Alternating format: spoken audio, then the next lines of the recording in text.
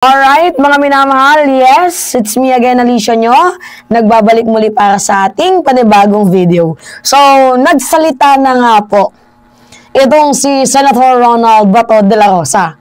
Pero imbes na magsalita tungkol nga po sa kanyang issue, 'di ba? Dahil may pinangalanan na kasama po ang isang de la Rosa, 'di ba? Na pwedeng magpasko, posibleng magpasko dito nga po sa kulungan ng International Criminal Court. Aba, mas inuna niya pa ang kapakanan ni Tatay Diggs. Aray ko. Sabi dito ni Bato, kung gusto daw po nating magpakita ng malasakit, yan ang binabasa ko lang sa inyo mga minamahal ha. Kung gusto daw po nating magpakita ng malasakit sa ating dating Pangulong Duterte, ang nakikita ko pong mga solusyon ay masuportahan ng bulwagang ito ang kanyang interim release. Or more conservatively, let us at least take a process Senate Resolution number 18. So ngayon, mga minamahal, itong si Senator Ronald Bato de la Rosa ay talagang praning na praning. I don't know kung kinakabahan din itong si Senator Ronald Bato de la Rosa or baka for own purposes din. 'Di ba? Yung interim release na, yung Senate Resolution, I mean na kanyang pinapass through kasi we all know naman na itong si Bato ay napangalanan na. Wala namang ibang de la Rosa, 'di ba? Kundi si Bato lang na dating PNP chief. So maybe ginagamit niya yung salitang Duterte, Senate Resolution, kaawaan niya si Digong, pero yung pinaka punto nito mga minamahal is, you know, 'di ba? Magamit niya din kung sakaling magkaroon na nga ng hulihan. So ngayon, habang inimbestigahan mga minamahal ng International Criminal Court ang mga krimen sa war on drugs ni former President Duterte, bigla-biglang todo push itong si Senator Bato de la Rosa na palayain itong si former President Duterte. Kaya nga kahit ako nagtatanong bakit kaya? Bakit mas inuuna ni Bato de la Rosa ang kapakanan ni Digong, 'di ba, kaysa gumawa ng batas? Bakit parang mas abala itong si Senator Ronald Bato de la Rosa dito sa kapakanan ni former President Duterte kaysa sa kapakanan ng taong bayan? So ngayon, ito yung privilege speech ni Senator Bato de la Rosa. Yan. And nakasaad dito mga minamahal, citing reports that the former president's deteriorating health, 82 years old. So De La Rosa said Duterte deserved to spend his remaining years in the company of loved ones.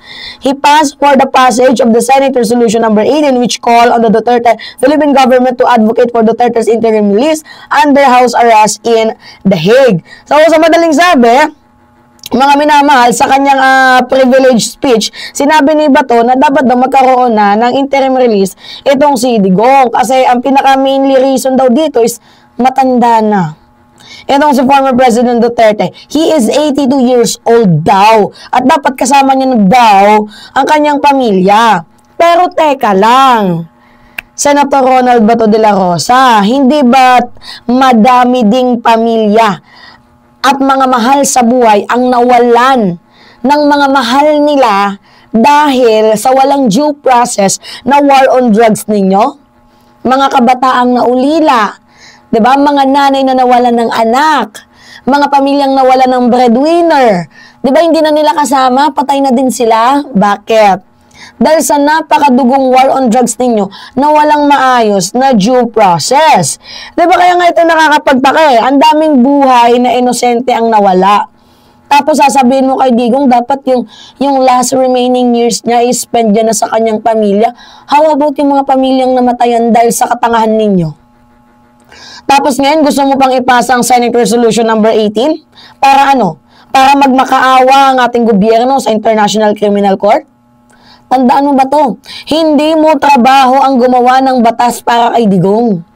Trabaho mo ang pagmalasakitan, pagtrabahuan ang mamamayang Pilipino. Hindi personal na kapakanan mo ang inuuna mo dito. Dapat ang taong bayan. Pero, 'di ba, alam naman natin na itong si Bato de la Rosa ay klaro na ding pinangalanan, mga minamahal, ng International Criminal Court.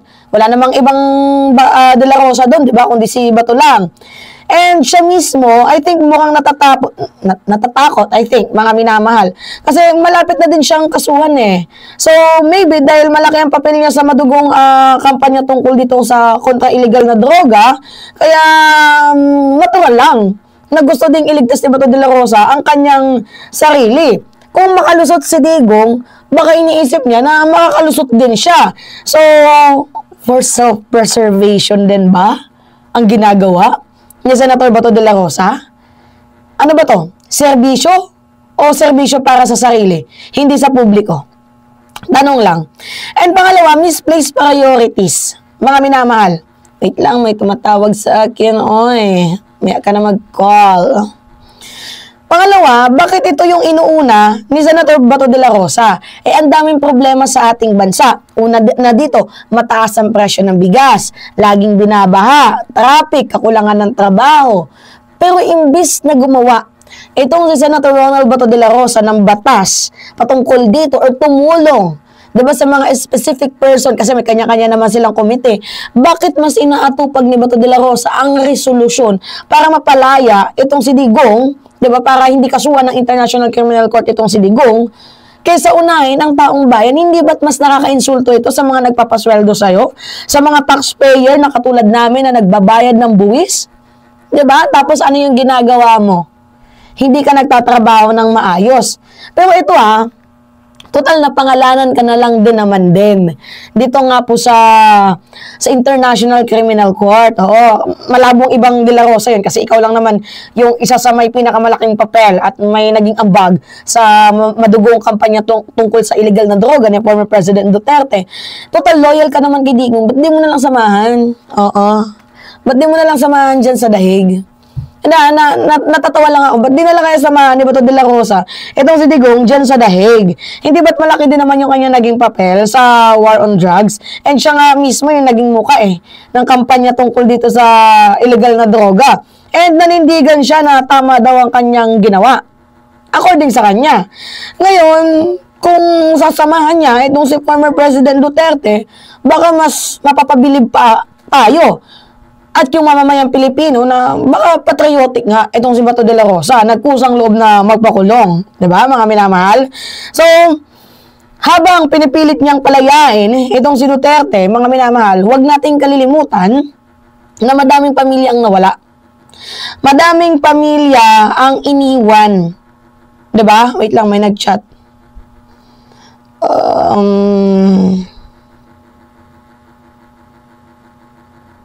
Wait.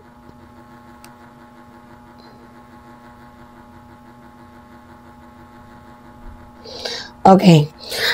Anyway, going back sa ating topic, mga minamahal, habang pinipilit ni Bato de la Rosa na palayain itong si Duterte, huwag natin kalilimutan na ang daming mga inosenteng Pilipino ang mga nawala, mga breadwinner, mga bata, di ba, na namatay, nadamay, dahil nga po dito sa palpak na war on drugs nila. At ang nga mga biktima na yon na magkaroon ng hustisya. So, paano magkakaroon ng hustisya kung si Digong ay malaya pa din? Diba? Ano ba yung mas mahalaga sa'yo, Bato? Si Duterte or yung taong bayan na bumoto sa'yo? Diba? Mas mahalaga pa din ang kaginhawaan ng mamamayang Pilipino at ang katarungan ng mamamayang Pilipino kaysa nga po dito sa kaligayahan, kaginhawaan, kasayahan ni former President Duterte.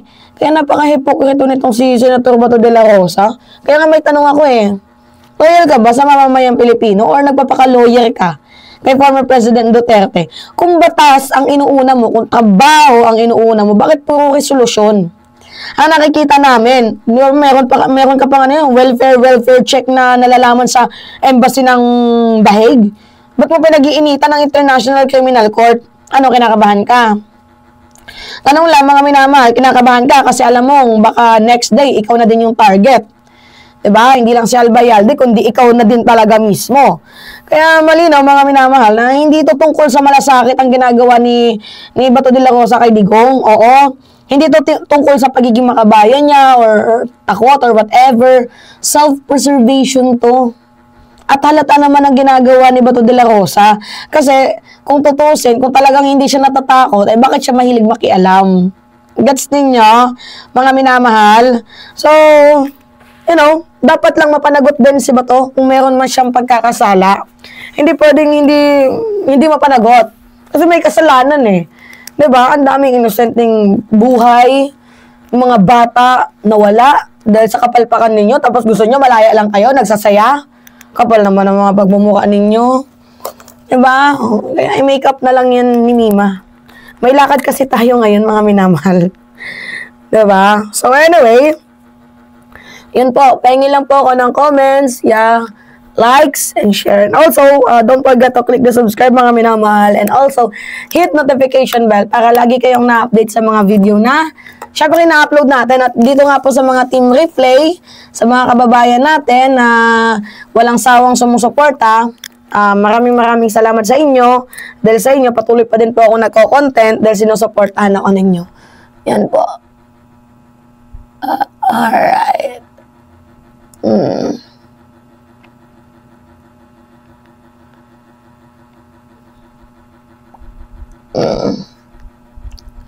Lumagpas lang ng slide. Diba? Oh, diba? Yun lamang po ang ingat, mga kababayan.